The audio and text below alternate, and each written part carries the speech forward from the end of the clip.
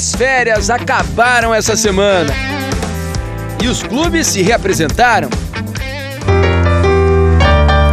Hoje vamos abrir o baú do esporte para relembrar algumas das reapresentações memoráveis dos clubes do Rio.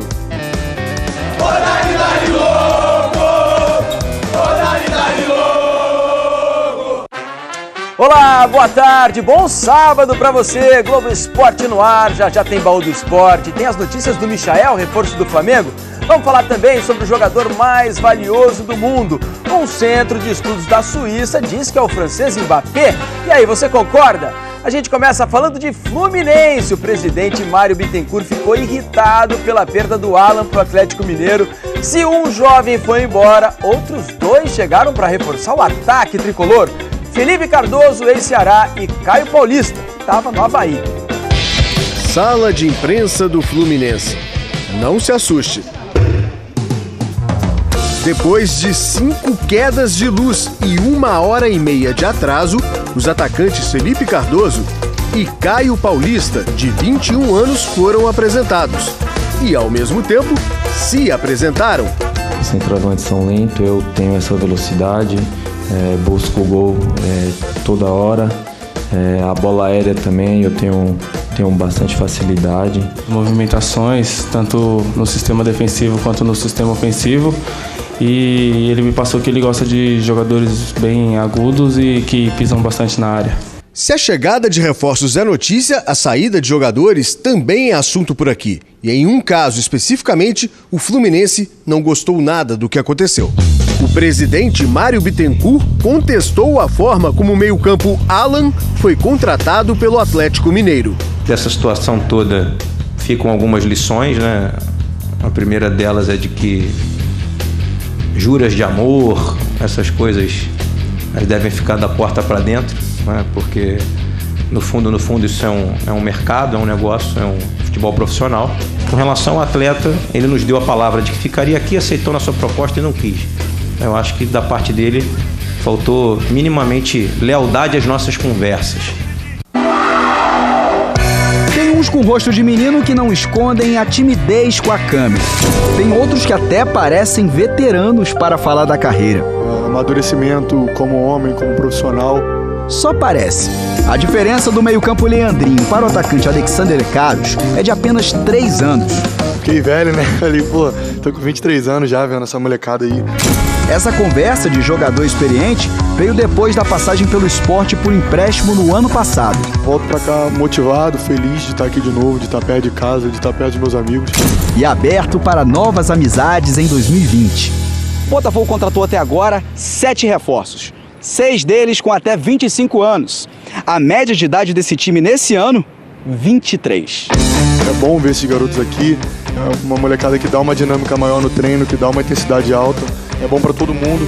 Entre os recém-chegados, jogadores da base e os veteranos do clube, 36 jogadores viajam amanhã para o Espírito Santo. Boa parte do elenco segue na pré-temporada até o dia 24. Nas primeiras rodadas do Carioca, o técnico Alberto Valentim deve entrar em campo com um time alternativo. Começa a busca por um ano novo menos tenso do que o passado.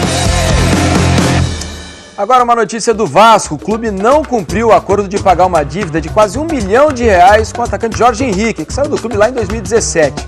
A CBF recebeu uma notificação da Câmara Nacional de Resolução de Disputas, responsável por resolver conflitos no futebol, e puniu o Vasco, que está impedido de registrar novos jogadores até pagar a pendência. A decisão vale por 6 meses.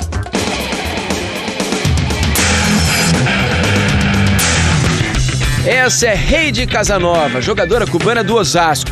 Casanova também foi o nome de um escritor italiano do século XVIII que já foi representado no cinema, considerado um sedutor de mulheres. Não acredite no que dizem. Eu não seduzo. Sou seduzido. Então me diga, senhor Casanova, o que busca? Um momento que dure uma vida. Na Superliga Feminina de Vôlei, os momentos que duram uma vida são os pontos preciosos do tie-break, os 7 desempate. O Osasco da Rede tentava tirar a invencibilidade do Minas em Belo Horizonte. A cubana Casanova seduziu com suas cortadas potentes e seu bloqueio firme. Dessa forma, o Osasco venceu o Minas e derrubou o último invicto da fase classificatória da Superliga. Impressionante como o Cuba tem bom jogador de vôlei, né? Ainda hoje, hein? Notícias da contratação do Michael. O que falta para o Flamengo anunciar o reforço? A gente conta já já. E na Copa São Paulo de Futebol Júnior, um frangaço-aço do goleiro Wellington, rapaz. A gente só vai mostrar no próximo bloco. E você vai ver o nosso repórter, o Ben Correia, de preto ali, desafiando uma fera da escalada, que virou esporte olímpico. Já já.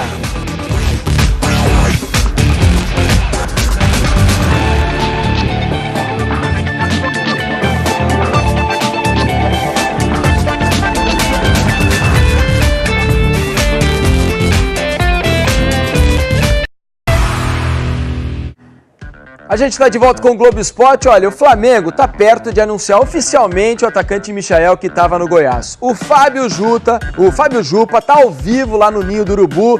Jupa, o Goiás já anunciou que o Michael vem para o Flamengo, mas o Flamengo não anunciou oficialmente. O que é que está faltando? Já sabe quando o Michael chega por aí? Boa tarde. Boa tarde, Felipe. Boa tarde para todo mundo. Olha, eu conversei agora há pouco com o Marcos Braz, o vice-presidente de futebol do Flamengo. Ele me disse que na segunda, no máximo na terça-feira, o Michael vem aqui no Ninho do Urubu para fazer os exames médicos. E aí, uma vez aprovado, ele vai ser anunciado oficialmente pelo Flamengo. Michael se despediu ontem do Goiás, que confirmou o acerto com o Flamengo. O Flamengo vai pagar 7,5 milhões de euros ao Goiás, divididos em 3 parcelas. São 2 parcelas esse ano, uma terceira em 2021. Michael vai assinar contrato por 4 anos, e aí na segunda-feira à tarde ou na terça-feira ele já começa a treinar aqui no Ninho do Urubu com os outros 2 reforços contratados, o Pedro Rocha, atacante que disputou o Brasileiro pelo Cruzeiro, que inclusive vai ser apresentado oficialmente na segunda-feira, e o zagueiro Gustavo Henrique, ex-Santos. Michael foi eleito a revelação do Campeonato Brasileiro de 2019, fez 35 jogos pelo Goiás, 9 gols, um deles contra o Flamengo, no empate lá no Serra Dourada em 2-2, foi um jogador fundamental para o Goiás terminar o Brasileiro na 10ª colocação, conseguiu uma vaga para a Copa Sul-Americana, e aí ele despertou interesse de outros clubes. O Corinthians ofereceu 5 milhões de euros ao Goiás, uma proposta que foi recusada. O Palmeiras também manifestou interesse, mas o Flamengo chegou com mais força, o Flamengo fechou o acordo, portanto, na semana que vem, na terça-feira, no mais tardar, Michael aqui no Ninho do Urubu, Felipe. Obrigado, Jupa. A gente vai acompanhar então o caso do Michael quando é que ele chega no Ninho do Urubu. Olha, o técnico do Grêmio, Renato Portaluppi, passou por uma cirurgia no coração nesta manhã aqui no Rio de Janeiro. O procedimento foi uma emergência, não foi uma emergência, já estava programado há algum tempo e foi realizado para corrigir uma arritmia cardíaca. Durou aproximadamente 3 horas. O treinador já está acordado, em observação, e deve ter alta amanhã. Olha, um centro de estudo suíço publicou uma lista dos jogadores mais valiosos do mundo. Mas olha, Messi, Cristiano Ronaldo, Neymar, por exemplo, não estão entre os principais, não.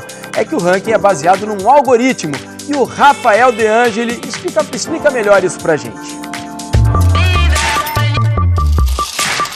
Em tempos de mercado aberto, as cifras, às vezes, ganham mais espaço do que os gols no noticiário esportivo. O Observatório do Futebol, um centro de estudos da Suíça, publicou uma lista dos jogadores mais valiosos do mundo.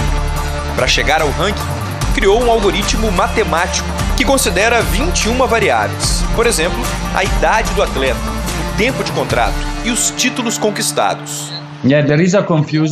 É uma lista daqueles que têm um valor mais alto de transferência. Um jogador como Cristiano Ronaldo pode ser o melhor do mundo na opinião de algumas pessoas. Mas o valor de mercado dele não é tão alto, porque tem 35 anos. Então, quem o contratar vai fazer um contrato de menos tempo. Mbappé, do Paris Saint-Germain, lidera o ranking. Sterling, do Manchester City, é o segundo. Mohamed Salah, do Liverpool, o terceiro. Não há nenhum jogador brasileiro no top 10. Os mais bem colocados foram Gabriel Jesus, Firmino e Richarlison, todos de clubes ingleses. Segundo o estudo, Neymar perdeu valor. Ano passado era o 17º da lista, agora é o 19º. Neymar agora tem mais de 27 anos e não tem jogado muito nos últimos. Isso, é claro, é um fator importante. Se você não joga, obviamente seu valor cai um pouco. Foram analisados apenas os jogadores das 5 maiores ligas da Europa.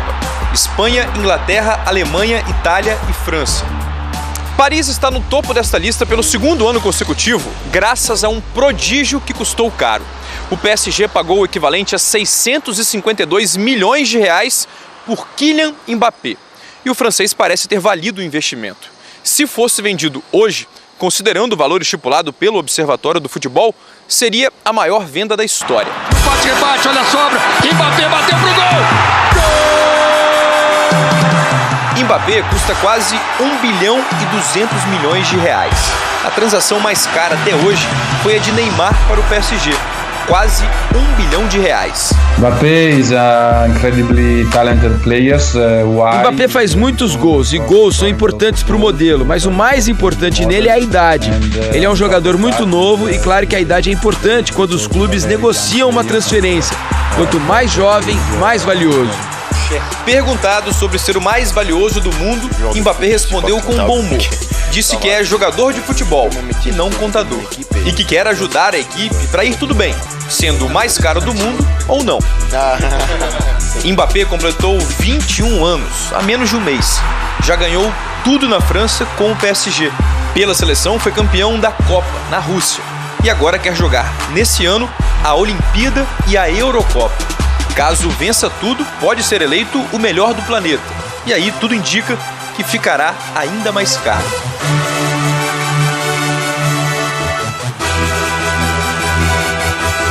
Olha, estão definidos os confrontos da segunda fase da Copa São Paulo. Essa é uma nova fase, já é eliminatória, ou seja, perdeu, tá fora. Tá aqui no telão, olha. Hoje tem Inter e Volta Redonda, daqui a pouquinho, Atlético Paranaense e Bahia às 4, Fluminense e CRB 6h30 e Corinthians e Cuiabá às 9 da noite. Sempre no horário de Brasília, tudo no Sport TV. E ontem teve golaço, frangaço e lamaçal. Dá uma olhada. Esse aí é o gramado do jogo do Vasco, em Itapira, interior de São Paulo. Até ok, né? Nada demais. Agora, ó a situação no fim do jogo contra a Itapirense, dona da casa. Não dá nem pra ver o meio de campo. Não dá pra ver direito as linhas do campo. Só lamaçal. Ou seja, não teve bom futebol, né? Ah, aí que você se engana. Enquanto o gramado tava mais ou menos, olha essa tabelinha. Toques bonitos, de primeira, e no rebote, um peteleco do Caio Lopes. Furou a rede. Vamos forçar a barra, né? A rede aqui já estava furada. Miranda de pênalti. E Roger, no finzinho, também marcaram. E o Vasco venceu por 3-0. Num gramado bem melhor na Arena Barueri, o Cruzeiro ganhou do Oeste por 3-1. Destaque para esse gol do Pedro Bicalho. No outro jogo do grupo do Cruzeiro, Trindade e Sergipe se enfrentaram. E olha o que o goleirão do Trindade aprontou. Ô, Vitor! Pior que ele, só o goleiro do Palmeiras. Não é Palmeiras, não. Palmeira mesmo. Wellington contra o Operário. Bola fácil na área e... A goleiro, a frangueiro. Essa aí fica difícil de explicar, hein, Wellington? A frangueiro. Também pela Copinha, olha, acabou agora há pouco, o Botafogo de Ribeirão venceu o Botafogo do Rio por 2-0. Com isso, o Botafogo do Rio está eliminado, o Botafogo de Ribeirão segue na Copinha. Contagem regressiva no telão, olha, para as Olimpíadas de Tóquio faltam 195 dias. E a seleção sub-23 de futebol estreia no próximo fim de semana no Pré-Olímpico da Colômbia. Buscar uma vaga olímpica é uma responsabilidade grande, mas o clima na seleção é tão leve que ela nem chega a ter um peso tão grande. Enquanto o time é construído dentro do campo, também nasce um entrosamento fora dele. Afinal, eles passam muito tempo lá em cima na concentração e aí jogadores que são rivais durante o ano todo, aqui se tornam grandes amigos. Pedrinho veio do Corinthians para dividir o quarto com Antony do São Paulo.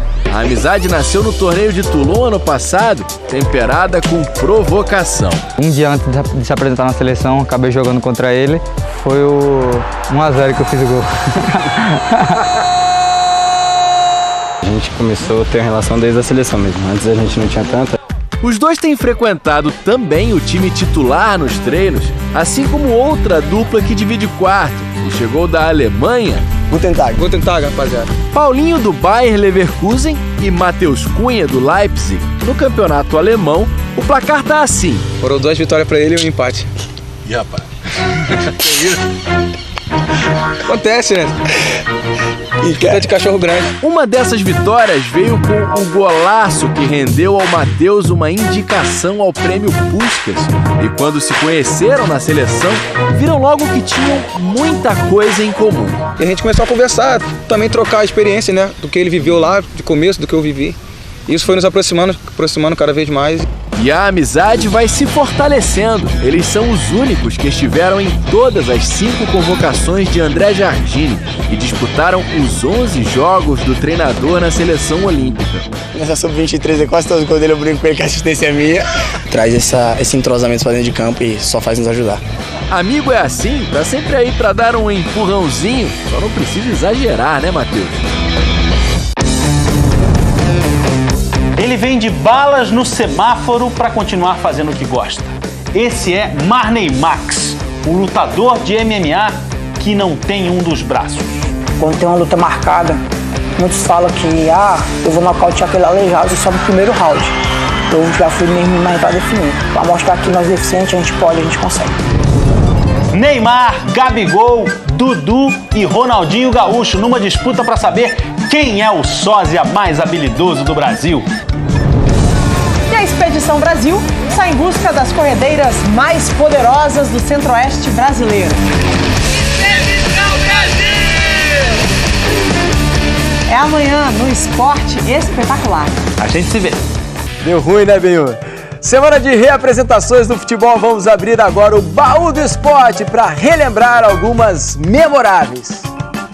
Pré-temporada é jogador dando aquela corridinha, reforços chegando, treinadores conhecendo os times, quem vai dar certo, quem tá acima do peso, qual técnico vai durar mais. Saber o futuro é difícil, né? Mas o passado é só abrir o Baú do Esporte.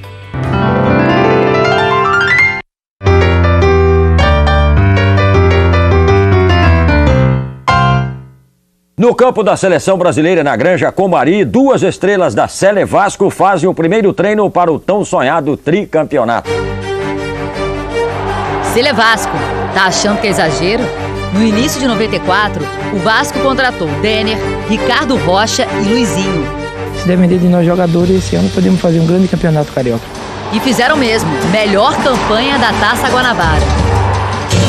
Na fase final, uma tragédia. O futebol brasileiro perde a arte de Denner. O atacante do Vasco da Gama morreu hoje cedo no Rio. Em 18 de abril, o atacante Denner, uma das maiores revelações da época, morreu em um acidente de carro. Menos de um mês depois, o título veio dos pés de Jardel. 2 gols contra o Fluminense. Primeiro e único tricampeonato carioca do Vasco. Petkovic, hoje nosso comentarista. Essa história é realmente fazendo um trabalho excepcional.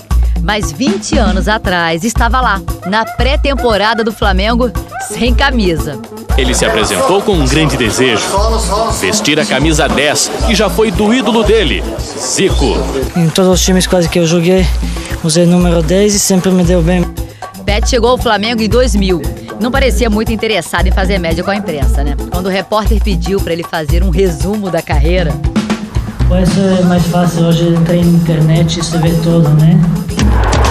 O gol do Pet no tricampeonato em 2001 você já deve ter visto.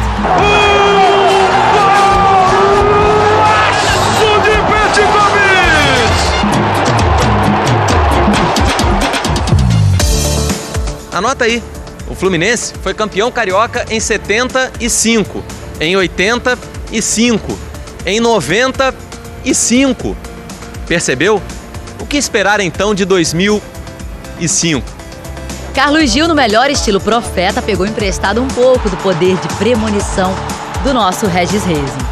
Em 2005, o Felipe foi a grande contratação do Flu no início do ano. Veio do Flamengo e ainda parecia meio perdido.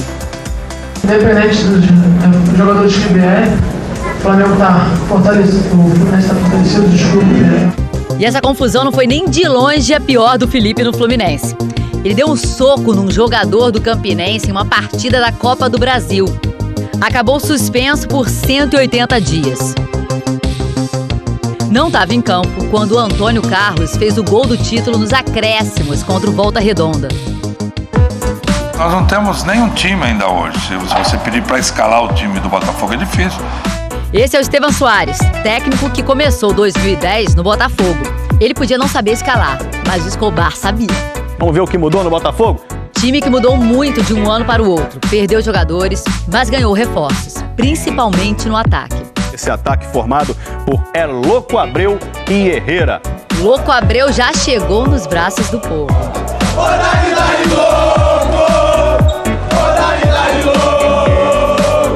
E olha que ele nem tinha dado a famosa cavadinha ainda. Louco Abreu! Com uma cavadinha de tirar o fôlego do Brasil inteiro! Já com o papai Joel no comando, o Botafogo foi campeão em cima do Flamengo.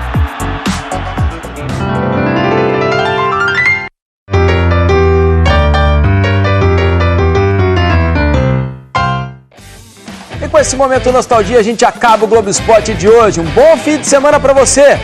Tchau, pessoal. Valeu!